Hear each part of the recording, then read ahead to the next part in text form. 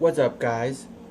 I'm going to show you my new acquisition to my Star Wars prop collection. I've been working on an Empire Strikes Back Luke Skywalker snowspeeder pilot outfit, so I needed the lightsaber to complement the costume. Originally, I bought an empty 2.0 kit right here. This is the empty one. I was going to have it installed by LDM, but haven't done it yet, so this is an empty one.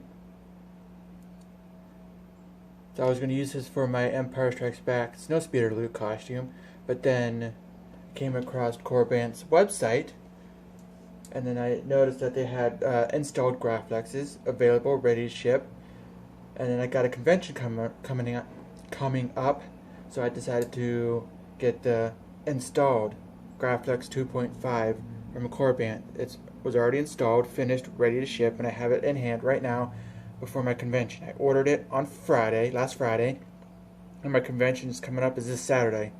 So I thought it'd be perfect to have a functioning lightsaber for my ESB pilot Luke for the convention. Not sure what I want to do with this Graflex kit, but because this is for my Empire costume, I made it into the Empire configuration. Since this is just turned into a spare kit, I decided to turn it into the sequel version of the Graflex. As you can see, the Graflex eye that comes with it has the ridges, so I took the time to sand down all the ridges and to reveal the brass. That's one defining feature, one defining feature that I feel that separates the sequel Graflex from the original trilogy Graflexes. I'm holding the clamp card in place because it's not secure in there, it's going to fall out. But I'm still not done grinding down the brass side. There's still some ridge lines left on it. But I made some progress today on sanding it down. It looks good. Like I said, this is one of the defining features of the sequel Graflex, and I'm not sure why the Graflex 2.5 kit doesn't come with one. I modified the beer tab. As some of you may know, that the beer tab on the Graflex 2.5 and 2.0 comes bent. Like bends upward, but in order to make it fit with when I flattened it, I had to get rid of the washer, so it's just screw, no washer, because the washer's too thick. That's why it was bent upwards. They needed to use a smaller washer to make a flat one fit underneath the red button. But there you have it. This became my spare one. I turned it into the sequel version of the Graflex. Now onto my installed version of the Graflex 2.5 kit. Excuse me. The Graflex 2.5 kit is produced by Park Sabers, and Randy at Korbanth also sells them and has his own installers install the lightsabers. This one right here is a Nano Biscotti version 4 with a blue-white LED. Right now, as you can see, I have the clamp loosened so I can show you the inside of the hilt where you see the 3D printed chassis. Right there's where the charge port goes. There's the soundboard, and there's the SD card. This is the Nano Biscotti 4, which is soundboard is a step below from the crystal shard that I have in my V2 Luke Skywalker lightsaber. So this is like I think the Plector Labs produces these soundboards, and I think this is their basic soundboard, their lower end model, and then the next step up is the crystal shard. So this one only holds 3 sound fonts, only has 3 banks on it. So, and for some reason, Korbanth did not wire this up to have a auxiliary switch. There's no auxiliary switch on this one, but with that said, the price reflected in the level of this build, so it was much cheaper than my version 2. So I'm gonna screw this on. Alright, and then tighten down the clamp by pushing the lever down. There you have it. This has an Empire Strikes Back sound font and 2 sequel sound fonts. Let's boot her up. That is the Empire Strikes Back sound font. Now I'm going to show you what it looks like with the blade in. This is the exact same blade I used in my V2 video, so Nothing special there.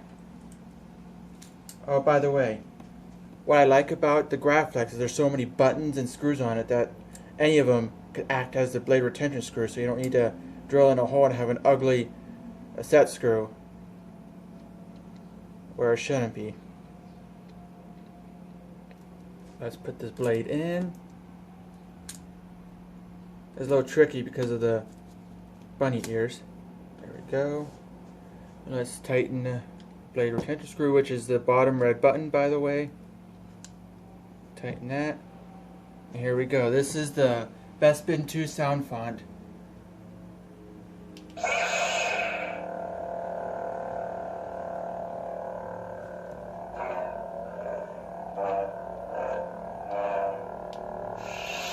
Let's go to the next one. Again, this one doesn't have an auxiliary switch, so there's no blaster blocking or blade lock on this one, but the cheaper price reflected that.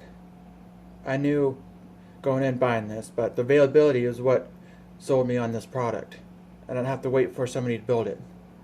So on this one, to switch the sound fonts, I gotta hold this down, let it beep, until it beeps again.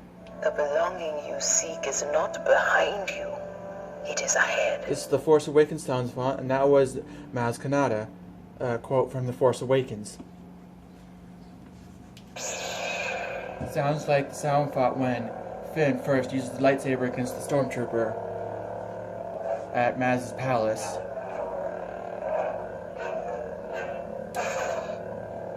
Which is, I really like this one. Go to the next sound font. This is from The Last Jedi. Oh, if I don't hold it down, it activates silent mode, so I gotta hold it down. I don't know why I do that. I need someone to show me my place in all this. I really like this one. It makes the Graflex sound worn and aged.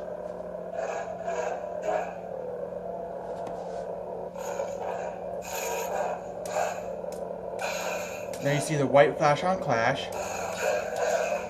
But I really like this one. And here's the sound coming from the pommel. For some reason on the Graflex 2.5 kit, the pommel end cap really muffles the sound quite a bit, so I'm going to take it off to show you how loud the speaker really is.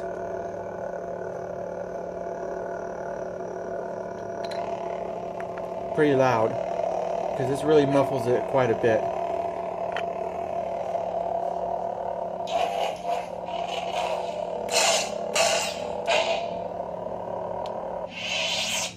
Go back to the first sound font, the ESB Bespin 2 sound font.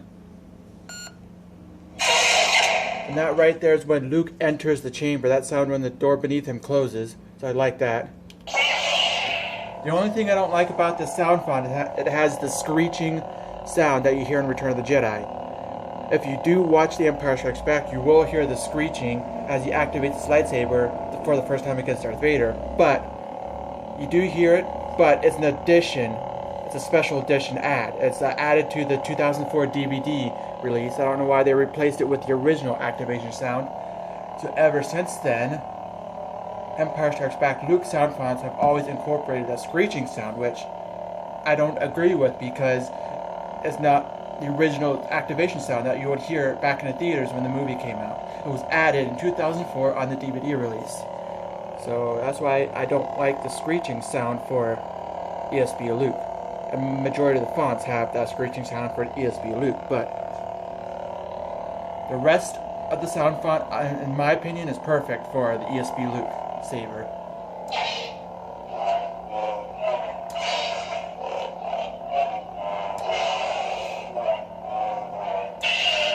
You can really hear one of the Clash sounds makes that ding sound from when they hit the railing in towards the end of the fight. See if I can trigger that Clash sound.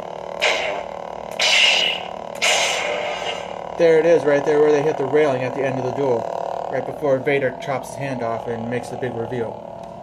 So this is definitely the Empire Strikes Back sound font for Luke's saber. It's just, in my opinion, has the wrong activation sound because it's not the original activation sound that you hear prior to 2004. So listen to, watch any Empire Strikes Back release prior to 2004, you'll hear the original, a different original activation sound. So it was 2004 DVD add-on, and I don't know why they did that. Let's see this lightsaber in the dark. Turn some lights off. It's beautiful. It's really, really bright. I think it's brighter than my Luke, and just about as bright as my Vader. My Vader will always be the brightest out of the sabers that I got because it has a tri-cree LED and it uses all three red LEDs at the same time. So it's always going to be brighter than any saber with flash on flash because you have to leave one LED off to have that flash on flash, so it only uses two at the same time. So my Vader will always, because of that, will always be brighter. But for having two blue LEDs on at the same time, this thing is pretty damn bright. I'm pretty happy with the result.